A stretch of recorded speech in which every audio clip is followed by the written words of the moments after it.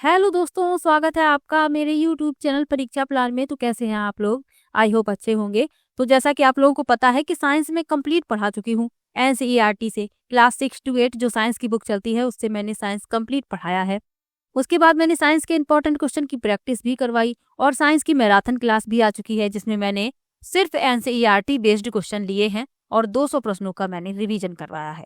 यदि आपने प्रैक्टिस की वीडियो नहीं देखी है तो आप मैराथन वाली वीडियो देख लीजिए, आपके सभी प्रश्नों का रिवीजन हो जाएगा।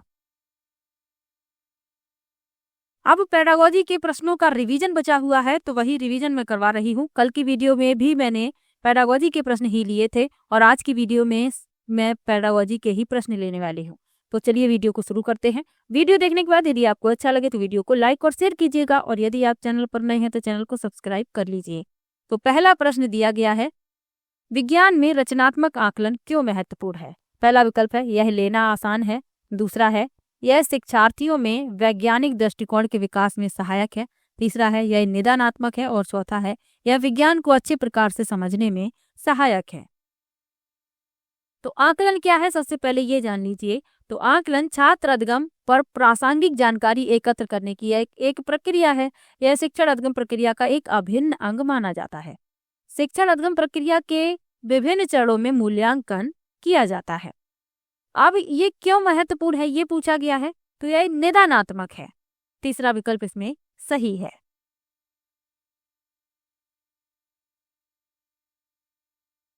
रचनात्मक आकलन जो होता है एक विस्तृत विविधता को संदर्भित करता है जिसका उपयोग शिक्षक एक पाठ इकाई या पाठ्यक्रम के दौरान छात्रों की समझ, अधिगम की जरूरतों और शैक्षणिक प्रगति की प्रक्रिया में मूल्यांकन के लिए करते हैं।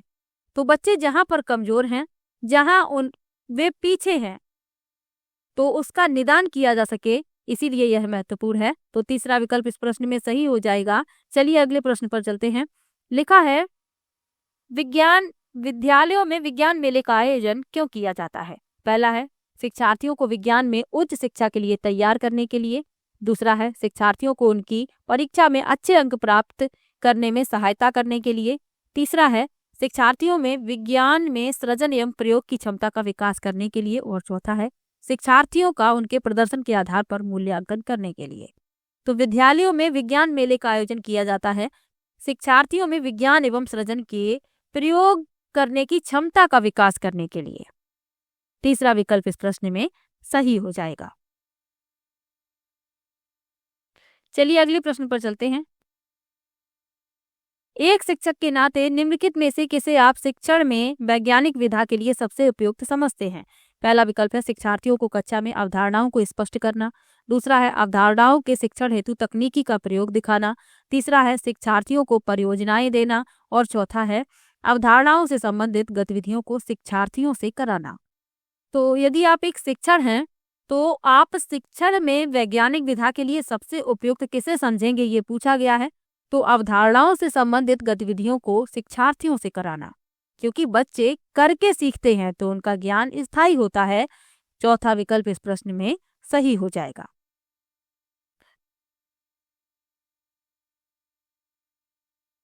शिक्षण के वैज्ञानिक दृष्टिकोण का अर्थ क्या है?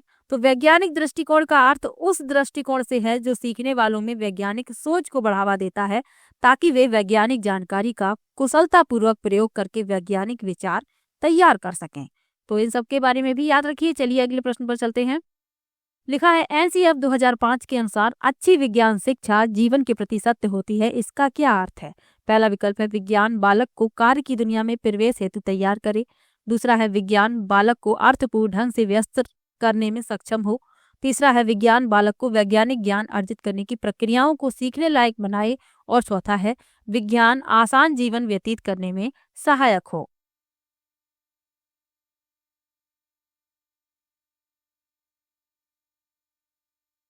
तो एनसीएफ 2005 के अनुसार अच्छी विज्ञान शिक्षा वह है जो शिक्षार्थी के लिए सही हो, जीवन के लिए सही हो, सीखने वाले के वातावरण के लिए सही हो और विज्ञान के लिए सही हो। ये तो आपको याद रखना है। अब इसमें पूछा गया है कि अच्छी विज्ञान शिक्षा जीवन के प्रति सत्य होती है, ये तो एनसीएफ में बताया गया है, एनसीएफ 2005 में। लेकिन इसका भी अर्थ पूछा गया है। तो इसका अर्थ है कि विज्ञान बालक को कार्य की दुनिया में प्रवेश हेतु तैयार करे। पहला विकल्प इस प्रश्न में सही हो जाएगा। चलिए अगले प्रश्न पर चलते हैं। निम्नलिखित में से कौन सा वैज्ञानिक दृष्टिकोण का गुण नहीं है? पहला है खुला मस्तिष्क, दूसरा है अधिक सीखने की उत्सुकता, तीसरा है समस्याओं के प्रति व्यवहार में वस्तुनिष्ठता और चौथा है कठोर परिश्रम या कठोर कार्य। तो इसमें पूछा गया है कौन सा वैज्ञानिक दृष्टिकोण का गुण नहीं है, तो कठिन कार्य वैज्ञानिक दृष्टिकोण का गुण नहीं है, यही इस प्रश्न का उत्तर हो जाएगा। चलिए अगले प्रश्न पर चलते हैं। हरी कक्षा 6 के शिक्षार्थियों को घूर्णन गति पढ़ाना चाहता है, निम्नलिखित में से कौन सी सबसे अच्छी विधा होगी? पहला है चर्चा, दूसरा है गतिविधि आधारित शिक्षण, तीसरा है उदाहरण देना और चौथा है प्रदर्शन। तो शिक्षक जो हैं घूर्णन गति पढ़ाना चाहते हैं, तो सबसे अच्छी विधा है गतिविधि आधारित शिक्षण, दूसरा विकल्प इसमें सही हो जाएगा। जो गतिविधि आधारित शिक्षण होता है, ये छात्रों को अपने वातावरण या किसी विशेष शिक्षण उपकरण में कुशलतापूर्वक उपयोग करने के लिए प्रोत्साहित करता है, इसीलिए तो दूसरा विकल्प सही है। चलिए अगले प्रश्न पर चलते हैं। निम्नलिखित में से कौन सा विज्ञान अधिगम का एक महत्वपूर्ण उद्देश्य है? पहला है विज्ञान का ज्ञान अर्जित करना, दूसरा है विज्ञान की विषय वस्तु की जानकारी एकत्रित करना, तीसरा है अध्ययनकर्ताओं में ईमानदारी अखंडता और सहयोग के मूल्यों की प्राप्ति और चौथा है अपने सहपाठियों को विज्ञान का ज्ञान अर्जित करने में सहायता करना। तो इसमें पूछा गया है कौन सा विज्ञान अधिगम का एक महत्वपूर्ण उद्देश्य है, तो जो तीसरा विकल्प है अध्ययनकर्ताओं में ईमानदारी अखंडता और सहयोग के मूल्यों की प्राप्ति, तीसरा विकल्प इस प्रश्न में उत्तर हो जाएगा। विज्ञान का जो उद्देश्य है छात्रों को अपने संचार कौशल को विकसित करने में सक्षम बनाना है, ताकि वे वैज्ञानिक जानकारी को समझ सकें, जैसे कि डेटा, विचार, तर्क, जांच और विभिन्न प्रकार के संचार साधनों में उपयुक्त वैज्ञानिक भाषा का उपयोग करके इसे संप्रेषित कर सकें। तो तीसरा विकल्प सही है। चलिए अगले प्रश्न पर चलते हैं। विज्ञान के मूल्यांकन में सतत एवं समग्र मूल्यांकन का अर्थ है। पहला है अंतिम एवं रचनात्मक मूल्यांकन, दूसरा है अधिक आवर्ती जांच एवं परीक्षा, तीसरा है अधिगम के आकलन हेतु सामान्य गतिविधियां और अभ्यास और चौथा है विज्ञान के सभी पहलुओं का मूल्यांकन। तो सतत एवं समग्र मूल्यांकन का अर्थ पूछा गया है। तो विज्ञान में सतत एवं व्यापक मूल्यांकन का तात्पर्य केवल शैक्षणिक प्रदर्शन से ही नहीं, बल्कि विज्ञान में छात्र के विकास के सभी पहलुओं का मूल्यांकन करने से है। तो इसमें जो चौथा विकल्प है यही उत्तर हो जाएगा, विज्ञान के सभी पहलुओं का मूल्यांकन। चलिए अगले प्रश्न पर चलते हैं। निम्नलिखित अगला प्रश्न दिया गया है, निम्नलिखित में से कौन सा समस्या समाधान विधि का एक चरण नहीं है? पहला है स्थिति की कल्पना करना, समाधान का प्रयास करना, निष्कर्ष निकालना, अवलोकन। तो समस्या समाधान विधि का एक चरण नहीं है, वह है अवलोकन। चौथा विकल्प इसमें सही हो जाएगा। तो फिर समस्या समाधान की विधि के चरण कौन कौन से हैं, ये भी तो पता होना चाहिए। तो समस्या की पहचान करना और इसकी व्याख्या करना, समस्या की कल्पना और इसका विश्लेषण करना, परिणामों का पूर्वानुमान और उपसमूह निर्धारित करना, परिणाम यानी नतीजे का मूल्यांकन और निष्कर्ष निकालना, ये समस्या समाधान विधि के चरण हैं, ये आपको याद रखने हैं। अवलोकन इसमें नहीं होता, तो चौथा विकल्प इस प्रश्न में उत्तर हो जाएगा। चलिए अगले प्रश्न पर चलते हैं। निम्नलिखित में से कौन सा विज्ञान में अनुरूपता विधि का एक चरण है? पहला है समानताओं का चित्रण, दूसरा है अमूर्तता का प्रस्तुतिकरण, तीसरा है अवधारणाओं को एक दूसरे से जोड़ना और चौथा है उपयोग।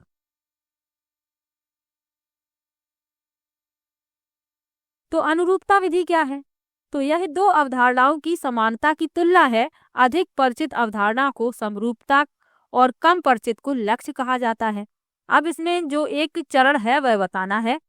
तो इसमें जो पहला विकल्प लिखा हुआ है समानताओं का चित्रण, यही इस प्रश्न का उत्तर हो जाएगा। जो अनुरूपता विधि है इसके और कौन कौन से चरण हैं उनके बारे में भी जान लीजिए। लक्ष्य अवधारणा का परिचय देना, छात्रों को उन सादृश्य संकल्पना का स्मरण कराना जिसके बारे में जानते हैं, तीसरा है अवधारणा की प्रासंगिक विशेषताओं को पहचानना, चौथा है नियमों की समान विशेषताओं को जोड़ना, पांचवा है संकेत दें कि नियमों के बीच समरूपता कहाँ टूट जाती है और नियमों के बारे में निष्कर्ष निकालना। और ये तो मैंने पहला बता ही दिया, समानताओं का चित्रण। तो पहला विकल्प इसमें सही हो जाएगा।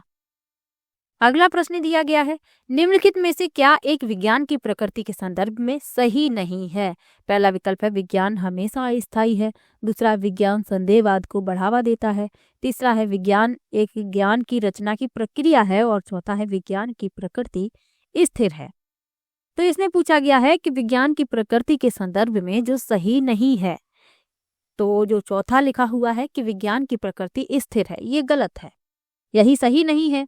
तो पहला विकल्प इसमें लिखा हुआ है डी, यही इस प्रश्न का उत्तर हो जाएगा, क्योंकि विज्ञान जो है, विज्ञान की प्रकृति वह स्थिर नहीं है बल्कि प्रकृति में गतिशील है, क्योंकि विज्ञान नए शोध और आविष्कार का एक क्षेत्र है। तो इसीलिए कहा जाता है कि विज्ञान की प्रकृति स्थिर नहीं है। पहला विकल्प इसमें सही है। चलिए अगले प्रश्न पर चलते हैं। लिखा है निम्नलिखित में से किसका विकास विज्ञान के द्वारा होता है? पहला है निष्पक्षता, दूसरा है वैज्ञानिक दृष्टिकोण, तीसरा है वैज्ञानिक स्वभाव और चौथा है स्थायी मानस प्रवृत्ति। तो विज्ञान के द्वारा जिसका विकास होता है वह बताने हैं। तो निष्पक्षता, वैज्ञानिक दृष्टिकोण, वैज्ञानिक स्वभाव। स्थायी मानस प्रवृत्ति का विकास विज्ञान के द्वारा नहीं होता। इसमें ए बी सी सही है, यानी कि जो तीसरा विकल्प है वही इस प्रश्न में सही हो जाएगा। चलिए अगले प्रश्न पर चलते हैं। लिखा है एक विज्ञान शिक्षक की भूमिका होनी चाहिए। पहला है छात्रों को प्रचुर विभिन्न सीखने के अनुभव प्रदान करना, दूसरा है छात्रों को उत्पाद आधारित शिक्षण अधिगम पर्यावरण प्रदान करना, तीसरा है सृजनात्मक विचारों को रटने के अभ्यास में छात्र का मार्गदर्शन करना और चौथा है उच्च संज्ञानात्मक क्षमता वाले प्रश्नों के निर्माण के लिए सभी छात्रों को प्रेरित करना। तो विज्ञान शिक्षक की भूमिका पूछी गई है, छात्रों को प्रचुर विभिन्न सीखने के अनुभव प्रदान करना। पहला विकल्प इस प्रश्न में सही हो जाएगा। चलिए अगले प्रश्न पर चलते हैं। राष्ट्रीय पाठ्यचर्या यानी एनसीएफ 2005 के अनुसार एक अच्छी विज्ञान शिक्षा, पहला विकल्प है सीखने वाले के प्रति सच्ची होनी चाहिए, सीखने वाले के पर्यावरण के प्रति सच्ची होनी चाहिए, शिक्षक के प्रति सच्ची होनी चाहिए, विज्ञान के प्रति सच्ची होनी चाहिए। अब इसमें बताना है कौन से सही हैं। तो अभी मैंने आपको बताया ही था कि एनसीएफ 2005 के अनुसार एक अच्छी विज्ञान शिक्षा सीखने वाले के प्रति सच्ची होनी चाहिए, सीखने वाले के पर्यावरण के प्रति सच्ची होनी चाहिए और विज्ञान के प्रति सच्ची होनी चाहिए। शिक्षक के प्रति सच्ची होनी चाहिए ये नहीं बताया गया है। तो ए बी डी इसमें सही है, यानी कि पहला विकल्प इसमें सही हो जाएगा। चलिए अगले प्रश्न पर चलते हैं। बच्चे के अपने क्षेत्र के लोगों में वायु प्रदूषण के स्रोतों की जागरूकता का सर्वे का संचालन करना निम्नलिखित में से कौन सी संज्ञानात्मक प्रक्रिया उपरोक्त सीखने के उद्देश्य में रेखांकित क्रियापरक संचालन करना से सबसे अधिक संबंधित होगी? पहला विकल्प लिखा हुआ है याद करना, दूसरा है बोध करना, तीसरा है सर्जन करना और चौथा है अनुप्रयोग करना। तो बच्चों के संज्ञानात्मक विकास को अन्य लोगों के साथ सामाजिक संपर्क के माध्यम से बढ़ाया जाता है, विशेष रूप से वे अधिक कुशल हैं। तो इसमें पूछा गया है कि संचालन करना जो है सबसे अधिक संबंधित होगी, तो वह होगी सर्जन करना से। तीसरा विकल्प इसमें सही हो जाएगा। बेंजामिन ब्लूम का वर्गीकरण आप लोगों को याद रखना है। ब्लूम सीखने के उद्देश्यों को 3 ज्ञान क्षेत्र संज्ञानात्मक, भावात्मक और संवेदी में वर्गीकृत करते हैं। तो इन्होंने 3 ज्ञान क्षेत्र बताए हैं, तो इनके बारे में भी याद रखिए। चलिए अगले प्रश्न पर चलते हैं। अगला प्रश्न दिया गया है निम्नलिखित में से कौन सी युक्ति विज्ञान शिक्षण अधिगम में सीखने वाले को शामिल करने के लिए सबसे अधिक उपयुक्त हो सकती है? पहला है विज्ञान की पुस्तक को पढ़ना, दूसरा है छात्रों के कठिन बिंदुओं को स्पष्ट करना, तीसरा है सबसे पहले छात्र को सीखने में जोड़ने पर कार्य करना और चौथा है छात्रों को समूह आकलन के लिए प्रोत्साहित करना। तो इसमें पूछा गया है कौन सी युक्ति विज्ञान शिक्षण अधिगम में सीखने वाले को शामिल करने के लिए सबसे अधिक उपयुक्त हो सकती है? तो सबसे पहले छात्र को सीखने में जोड़ने पर कार्य करना, यानी कि पहले शिक्षार्थियों को काम में संलग्न करना।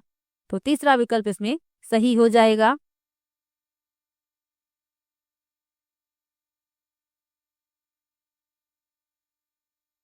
अगला प्रश्न दिया गया है निम्नलिखित में से किस युक्ति के द्वारा प्रकाश के परावर्तन की संकल्पना का अर्थवान स्पष्टीकरण दिया जा सकता है?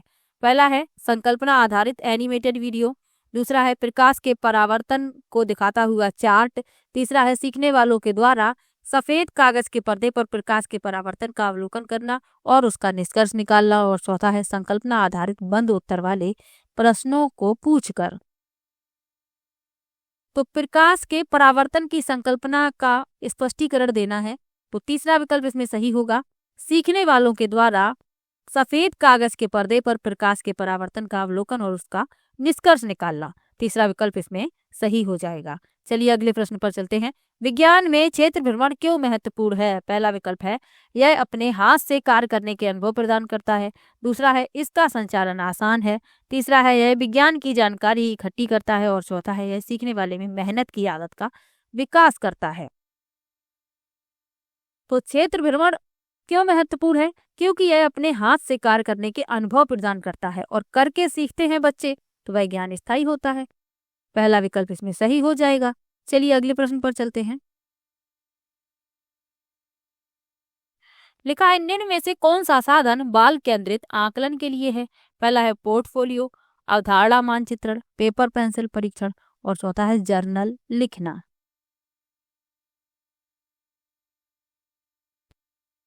तो इसमें पूछा गया है बाल केंद्रित आकलन के लिए है, तो पोर्टफोलियो,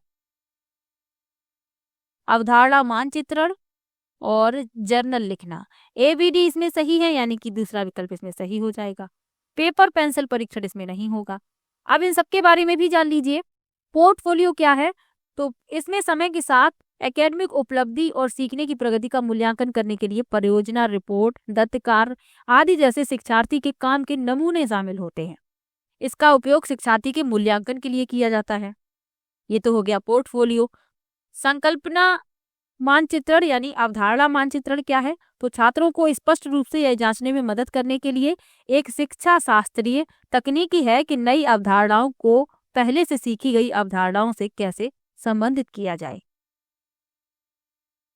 और पेपर पेंसिल परीक्षण, तो पेपर पेंसिल परीक्षण का उपयोग प्रतिभागियों की नेत्र संबंधी क्षमता के प्रासंगिक कारकों को मापने के लिए किया जाता है। और जर्नल लिखना ये क्या होता है? तो यह एक विशेष विषय पर अपनी अंतर्दृष्टि, धारणाओं, अनुभवों आदि को रिकॉर्ड करने के लिए शिक्षार्थियों द्वारा लिखे गए लेखन के एक रूप को संदर्भित करता है। तो इन सबके बारे में जानना आवश्यक था, इसमें दूसरा विकल्प सही हो जाएगा। चलिए अगले प्रश्न पर चलते हैं। विज्ञान में सीखने जैसा आकलन का अर्थ है। पहला है रचनात्मक आकलन, दूसरा है योगात्मक आकलन, तीसरा है स्व आकलन, और चौथा है सत्र आकलन। तो सीखने जैसा आकलन का अर्थ है स्व आकलन, तीसरा विकल्प इसमें सही हो जाएगा।